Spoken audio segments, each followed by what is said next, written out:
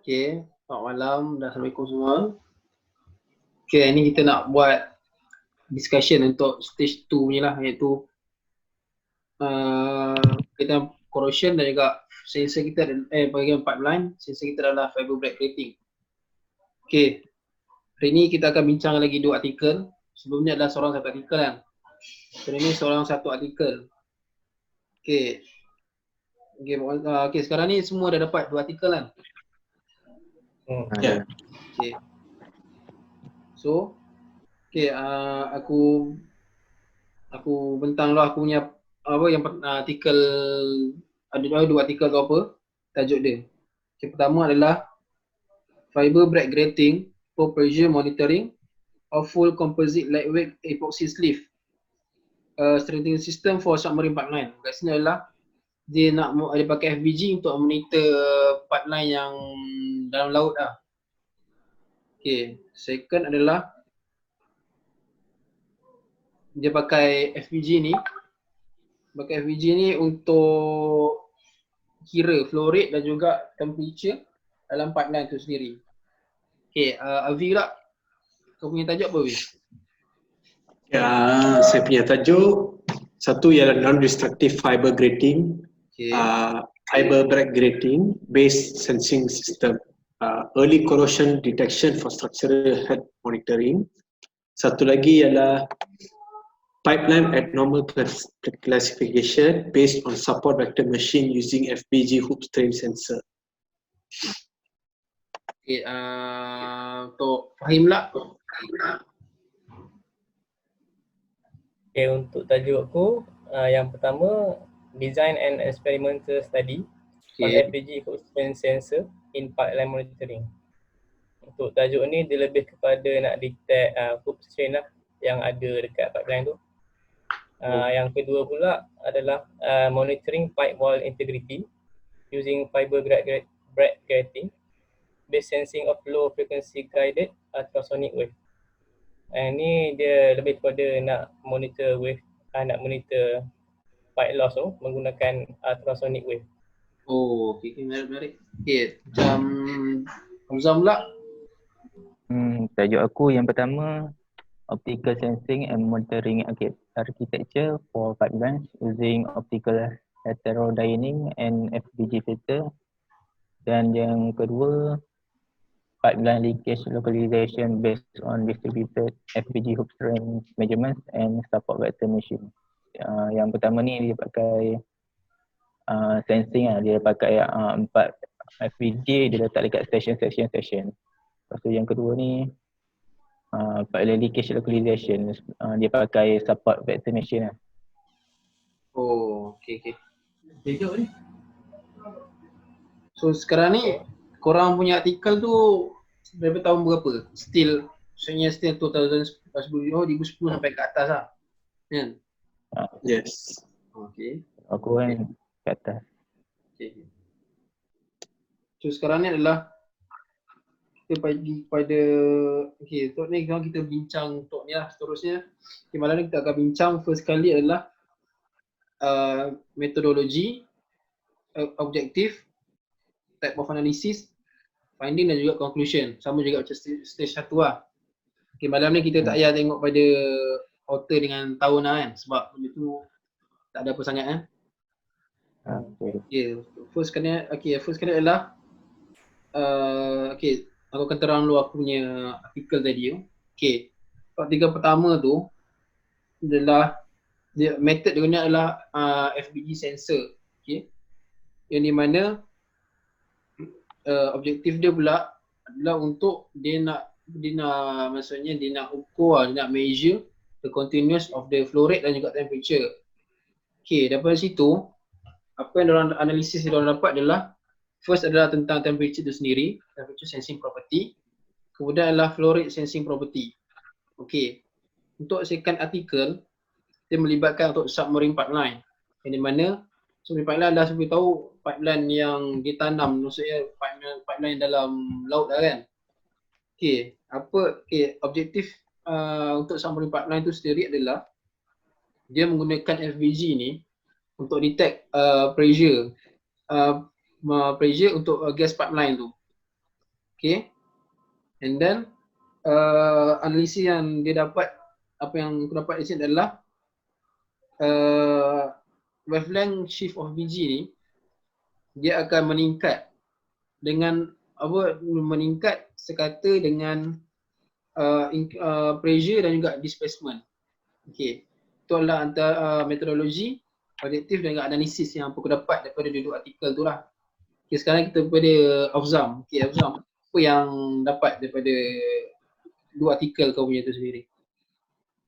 Aku punya ni yang first sekali yang artikel tu method dia pakai FPG array acting as sensor unit. Lepas tu data processing unit installed at base station working as monitoring unit. Maksudnya dia ada 4 station, dia letak satu station tu ada satu sensor, FPG sensor, dan objektif dia nak implementing a novel model for pipeline surveillance network system that can provide vital information about change in temperature and pressure condition of pipeline for frequent flow of any liquid or gas in pipeline. Maksudnya dia nak tahu info yang penting tentang temperature dan pressure dari setiap pipeline tu lah, condition pipeline tu.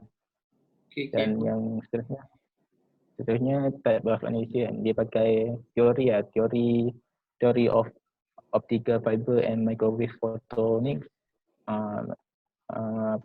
Contohnya principle of filtering in fiber bright gratings and principle of optical heterodyning.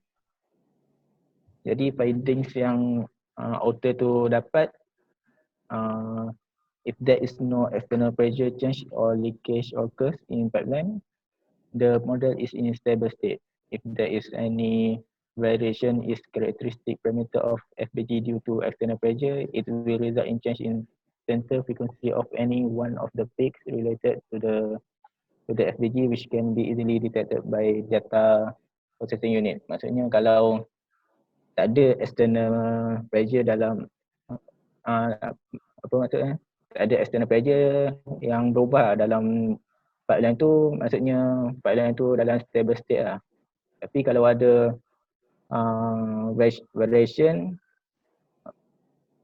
dekat external pressure tu, dia ada perubahan lah dekat frekuensi. Lepas tu FGT tu boleh detect lah mana yang problem, mana satu problem lah. Jadi conclusion dia, if there is any change in central frequency of these spectral peaks corresponding to the FPG tu akan recognize the relevant action will be taken without any delay. Maksudnya dia dapat je mana satu problem dekat station tu. Lepas tu lepas dapat tu kita akan buat lah action yang kita perlu buat dekat tu. Okay. Faham? Untuk dua artikel sekalian. Satu artikel. Okay. Nak sambung artikel seterusnya ke bagaimana terus? Okay, artikel yang kedua tu terus. Artikel kedua tu yang pipeline leakage tu yang dipakai support vector machine tu, method dia point localization approach through a synergy of advanced self-developed BG hook sensor and support vector machine, support vector regression ataupun tingkatan dia SVR learning method. Jadi objektif dia demonstrate the use of multiple distributed FPG hoop strength sensor in cooperation with support vector regression SVR to localize a leakage point along a model pipeline. Type analysis dia pakai dua lah. Method of characteristic ataupun dalam singkatan dia MOC. Yang kedua multi-hoop strength signal extraction. Jadi author tu dapat finding daripada artikel tu, the SVR method can be used to solve the multi-regression analysis problem between leakage localization and multi-hoop strength variation. Secara conclusion dia, FBG hoop strain sensor tu developed and encapsulated in this article. Enables the potential to use multiple sensors to acquire data at multiple points along the pipeline. Maksudnya point tu dia akan dapat apa data yang dia nak tu. Dekat tu lah. Okay. Fahim pula apa pula yang kau dapat daripada apa kau review maksudnya apa yang daripada finding kau sendiri lah untuk artikel kau pula. Daripada finding. Tak, maksudnya daripada method and then sampai Okay. Untuk dua-dua artikel kan? Okay, untuk artikel yang pertama, method dia menggunakan macam biasalah FBG hoop sensor, strain sensor, yang mana dia especially untuk measure strain. Okay. Objektif dia pula ada dua. Yang pertama, to present the significance of the circumferential strain in the pipeline monitoring, especially regarding the pipeline corrosion. Okay, yang ni dia lebih kepada nak menggunakan yang tadi lah, yang nak detect circumferential strain dekat sekeliling pipeline lah, circumferential strain ni. Yang kedua pula, objektif yang kedua, to characterize the performance of the FBG hoop strain sensor in a PVC model pipeline. Maknanya ni dia lebih kepada eksperimen lah. Ada menggunakan satu pipe, PVC pipe. Jadi dalam PVC pipe tu dia pressurizekan dia. Okay. Memandangkan dia PVC, jadi pressure tak boleh terlalu tinggi lah. Okay. Kalau tak silap aku dalam 30 kilopascal macam itu. Tak banyak juga. Pressurize. Okay. Lepas tu menggunakan sensor FBG, FBG yang biasa. Okay. Dengan FBG sensor yang dia orang develop, dia orang modify tu, dia orang compare. Apa dia orang compare dia punya analisis lah. Okay, seterusnya analisis, type of analysis juga ada dua. Okay. Yang pertama, comparison between FBG, bare FBG dan juga developed FBG. Macam aku cakap tadi lah, dia pressurizekan satu model pipe. Yang kedua, performing cyclic loading and stability test to investigate the reliability sensor. Ini lebih kepada nak perform, nak tahu sejauh mana sensor tu reliable ke tak reliable. Ni sekarang artikel ni banyak pada eksperimen luar kan. Okey, faham. Berdasarkan eksperimen tadi. Lagi?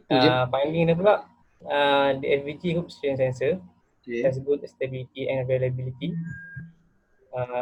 Based on experimental result, it is very potential in practical pipeline monitoring. Jadi daripada eksperimen tadi semua, dia buat analisis, scrum dan sebagainya, dia orang dapati develop FBG hoop strain ni sangat potensial lah untuk kita praktik dalam real life monitoring. Secara conclusionnya, the FBG hoop strain sensor can be applied to measure the circumferential strain of pipeline. Sebab apa? Sebab develop FBG hoop strain ni sangat-sangat sensitif lah dan juga sangat reliable dalam monitor pipeline yang dalam jangka masa yang panjang.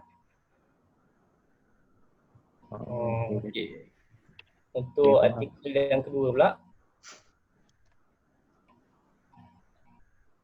metode dia adalah FBG based sensing of low frequency guided ultrasonic wave. Ini yang macam aku cakap mula tadi, dia menggunakan ultrasonic wave lah untuk sense dekat mana pipe loss tu. Okay. Seterusnya, objektif artikel ni, objektif dia adalah untuk monitor pipe integrity by measuring change to model structure of low frequency aziosymmetric longitudinal guided wave. Yang ni dia ada satu koordinat di mana koordinat dia orang panggil L02. Okay. L02 ni koordinat di mana dia sepanjang panjang pipe lah, setengah pipe ataupun azimuthal. Faham kan? Faham? Maksudnya dia Faham. test dekat L02 tu sendiri lah. Yang apa ultrasonic wave ni dia akan identify kat mana menggunakan wave ni, dia akan identify kat mana L02 ni, koordinat ni. Okay, melalui koordinat ni dia akan dapat tahu cross sectional change dekat pipe ni. Jadi yang pertama sekali dia kena identify lah dekat mana L02 ni. Yang tu dia kena pakai ultrasonic wave ni. Tu maksudnya dia pakai dua sensor kat sini lah, FPG juga ultrasonic kat sini lah. Ya betul. Okay. Okay, yang seterusnya type of analysis. Okay. Comparing capture waveform using FPG sensor and Doppler vibrometer to verify that the measurement are equivalent. Okay, untuk kita tahulah measurement FPG sensor menggunakan ultrasonic wave ni accurate tak accurate, kita compare dengan Doppler vibrometer. Doppler vibrometer ni dia macam sejenis instrumen lah, dia bukan kepada sensor lah. Jadi dalam pipeline tu dia orang akan emit wave tu. Jadi dia orang akan kira detect wave tu menggunakan vibrometer dan juga FPG sensor ni. Lepas tu dia compare lah mana yang lebih accurate.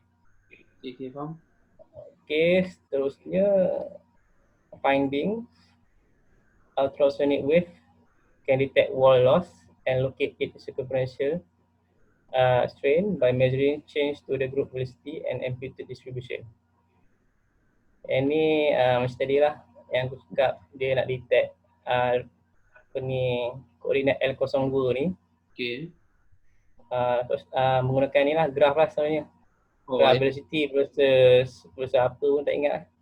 Mungkin time tersilap aku. Jadi dia akan kira amplitude tu. Dia cari graf tu. Graf displacement velocity versus time. Okay. Jadi dari situ dia akan measure lah amplitude tu kat mana. Lepas tu conclusion dia, result obtained using the FPG sensor are in good agreement with the measurement obtained using laser Doppler vibrometer. Ini macam analisis tadi. Okay. Dia cakap result daripada detection of the wavelength tadi. Okay. Antara vibrometer dengan FPG ni sangat-sangat accurate. Sangat-sangat sama lah,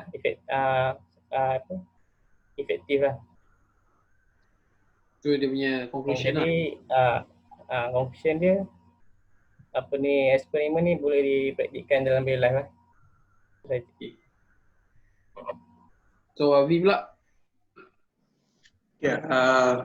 Untuk saya punya first article, dia menggunakan approach non-destructive corrosion menggunakan FPG sensor. So yang kita boleh tengok tu, FPG sensor is coated with a mixed pH sensitive hydrogel and a PDMS strain sensitive coating.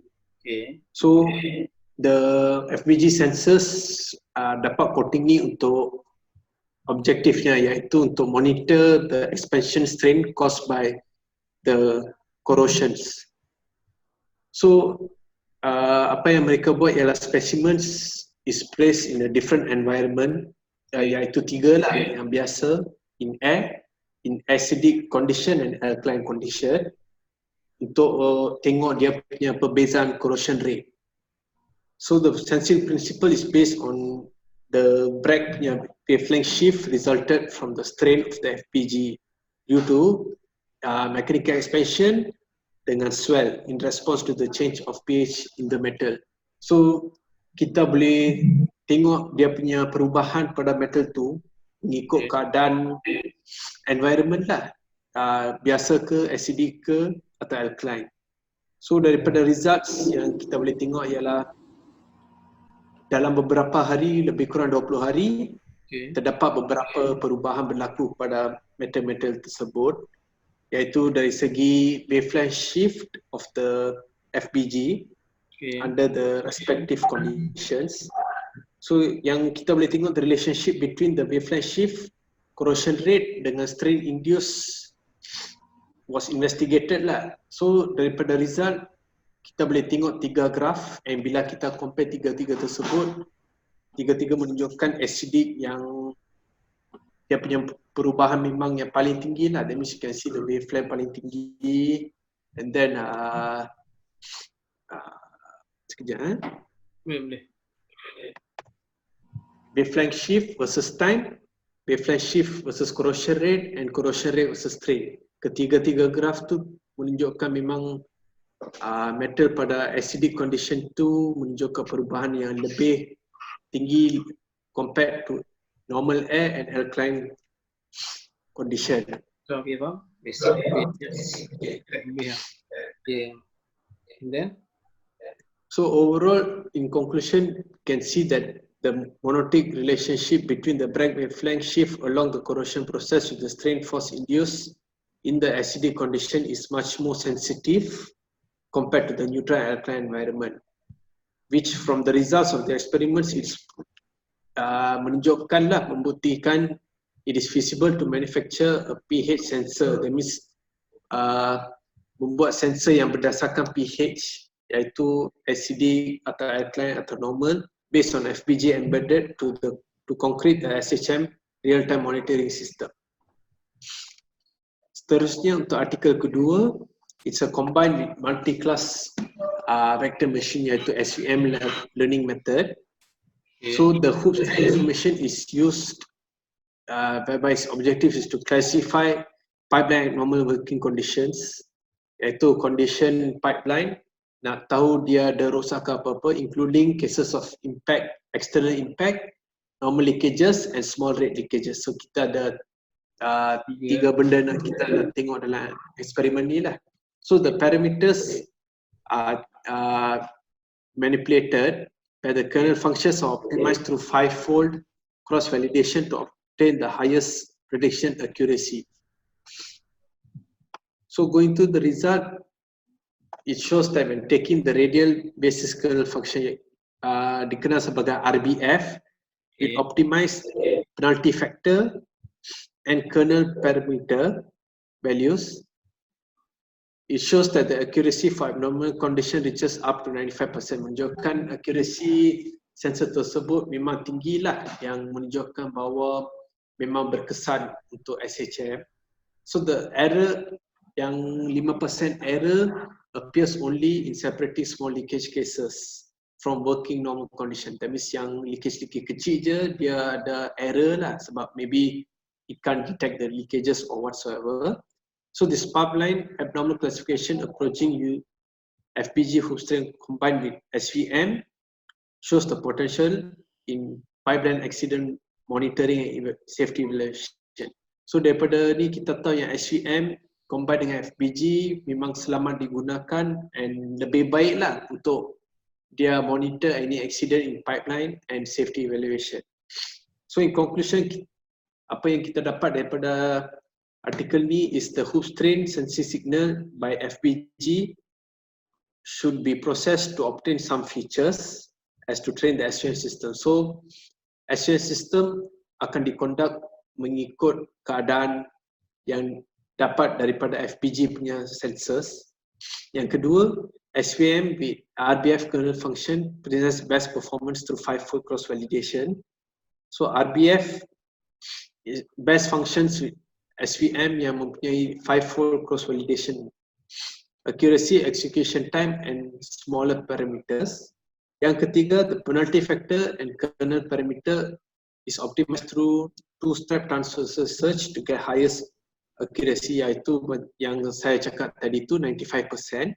And finally, the prediction accuracy of practical application, optimized parameter may be slightly lower than the previously trained SVM for searching best parameter. So mungkin yang ini antara terbaik tapi bukan yang terbaik. Maybe there's the better ways to get a higher accuracy. So that's all from. Okay, sambung untuk yang aku tadi lah, mungkin ada yang tak jelas sebab tadi terang untuk finding untuk 2 artikel lah. Aku sambung untuk ya tadi sampai analisis ya. Nanti aku sambung untuk finding dan conclusion untuk 2 artikel yang tadi tu. Okay, yang pertama berdasarkan pada first article iaitu yang di mana dia nak ukur flow rate dan juga temperature kan. So apa yang author ni sendiri dapat finding dia adalah flow rate ni dia maksudnya flow rate yang dapat ni adalah sehingga 2.27% iaitu 5 ke 16 meter cube per hour. Maksudnya daripada asal ni apa yang dapatlah reading dia rendah iaitu 1.5% lah. Okay, so dengan adanya FPG kat sini, so FPG adalah salah satu sensor yang lebih sensitif. Okay, kemudian temperature accuracy was under plus minus 1 degree Celsius. Okay, apa yang dapat di sini adalah sekiranya lagi kecil accuracy tu, lagi accurate untuk sensor tu sendiri kan, maksud lagi bagus lah. Okay, advantage of FPG ni sendiri adalah dia punya size adalah satu compact size.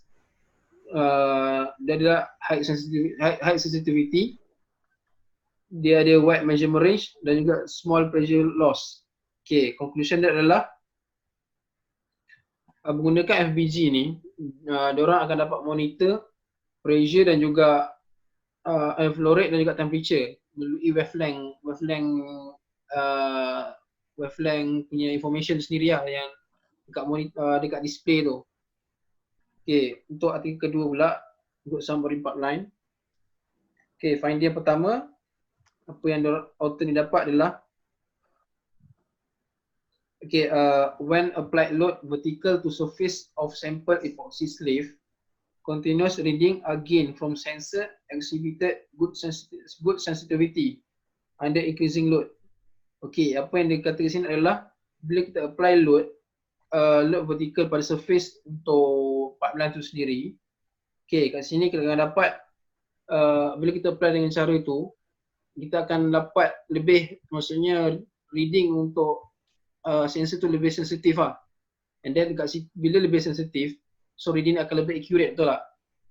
So dia akan apply cara macam tu dengan ada FPG. Okay, kemudiannya higher sensitivity, dia akan display high sensitivity displayed during multiple testing, demonstrate the capability of sensor to detect sample weakness.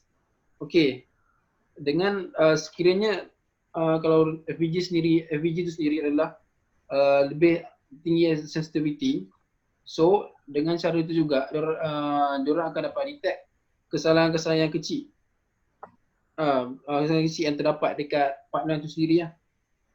Okay, and then the conclusion adalah FPG sensor ni adalah sensitif, efektif dan satu metod yang terbaik lah untuk membuat continuous monitoring untuk pressure, continuous monitoring untuk pressure submarine pipeline itu sendiri. Okay, itu je conclusion, itu sajalah yang sambungan daripada tadi tu. Okay, so sekarang ni dari segala apa yang aku dapat ni adalah, pertama FPG ni adalah sensitif untuk kita punya artikel kan, sensitif, and then kita boleh measure dia dengan real time data. Kita pun boleh monitor dia melalui kita punya wavelength tu sendiri kan, betul tak? So kita dapat tengok daripada wavelength yang display dekat monitor kita lah, difference kan. And then kalau korang rasa apa lagi yang korang rasa FPG ni ada sama maksudnya FPG ni melalui dapat 3 kita ada ni, apakah persamaan FPG tu lah maksudnya, apa yang korang dapat? Aku rasa yang FPG tu dia boleh combine dengan application lain lah, macam not precisely dia boleh pakai untuk FPG saja, tapi FPG boleh combine dengan SVM or other applications yang dia boleh jadi lagi sensitif and higher percentage of success to detect leakage dalam pipeline system tu. Oh, sama So, kat konsep so dia bukan macam so dia macam konsep dia independent and dia boleh jadi dependent based on other factors also lah. Oh, sama macam James cakap tadi yang dia pakai wave ultrasonic wave tadi untuk detect sekali kan. Betul. Yang aku punya ni support vector regression SVR. Dia boleh gabung lah dua-dua. Oh, okay, faham. Okay, sekarang ni apa kita dapat kat sini adalah daripada 12 artikel yang kita dah kumpul sekarang ni kan. So sekarang ni kita dah pasti bahawa FPG ni adalah antara sensor yang terbaik yang mana kita nak monitor kita punya pipeline tu dari bocor, tak kisah dari segi apa environment sekalipun kan. Maksudnya macam Avi tadi ada acidic, alkali, neutral, macam aku pun ada submarine pipeline, macam Fahim pun conditions lain lah. ada environment dia sendiri, Afzal sendiri pun ada kan. Okay, dia Ada temperature dengan pressure. so dia boleh apply untuk banyak temperature, pressure dan juga environment lah. Dia punya terbaik lah. Okay, dia boleh tahan condition-condition yang berlainan lah. Dari 12 artikel tu apa kita dapat situ adalah itulah antara dia punya kebaikan lah. Untuk kiranya memang bagus. Kiranya kalau kita nak apply untuk pipeline lah terutamanya untuk structure kita. Okay. So sekarang ni kita untuk hari ni punya conclusion, apa yang korang rasa kita boleh dapat?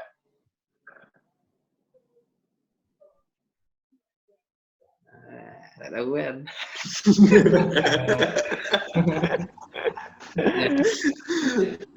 Ya ni dia cakap tak ada orang tahu siapa nak start dulu. Aduh. Dia cakap ni lah lagi. Disadvantage boleh cakap apa? Start dulu. Dia seorang-seorang. Tak kisah lah, siapa boleh cakap. Aku tak ada, aku tak faham sangat. J tak jawab tadi tu. Bagi J jawab sekarang. Jawab apa? Tadi kau baca je kau punya conclusion tu. Tak dapat apa. Boleh je. Aku baca lah. Siapa start dulu kan? Kau lah. Aku lah. Ya, cari je. Conclusion tadi kau punya. Jadi conclusion yang aku dapat ni, FPG ni kalau ada perubahan dalam central frequency dia, FPG tu dapat recognize lah apa problem tu dan relevant action tu akan dapat diambil lah untuk nak baiki apa rosak kat pipeline tu. Tu untuk apa? Oh, maksud kita maksudnya kalau kita apply FPG ni, kita boleh ambil tindakan awal lah. So kita buat predictive maintenance kat situ lah kan. Betul. Okay, faham? Untuk Avi pula? Macam untuk saya, yang daripada 8 artikel kita tengok tu, kita boleh tahu yang FPG punya sensitivity memang tinggi lah, almost very highly accurate. Sebab dia tak kisah small leakage ke big leakage, dia boleh sense dengan cepat lah di mana ada leakage kan. So lebih senang untuk kita provide solution kepada leakage tu instead of kita duk cari mana leakage tu berdasarkan sensor yang lain lah. Fahim lah apa yang dapat? Macam aku ada lak pun. Megak spoil lah. Serius. Nak aku edit. Okay, conclusion yang aku dapat adalah untuk kita enhance the sensitivity of the sensor ni, macam Abi cakap tadi, kita boleh gunakan support machine lah. Kalau macam Afzam, dia guna vector machine kan? Okay. Ya, betul. Ada juga aku tadi guna ultrasonic. Satu lagi dia boleh modify lah sensor tu. Macam artikel yang mula-mula aku cakap tadi, dia modify sensor tu untuk enhance its sensitivity. Dia modify macam mana, dia orang capsulate sensor tu dengan device-device yang tertentu lah. untuk dia enhance dia punya sensitivity. Okay. Okay, secara kesimpulannya FBG sensor ni dia boleh modify. Okay. Untuk antara yang kebaikan dia, okey.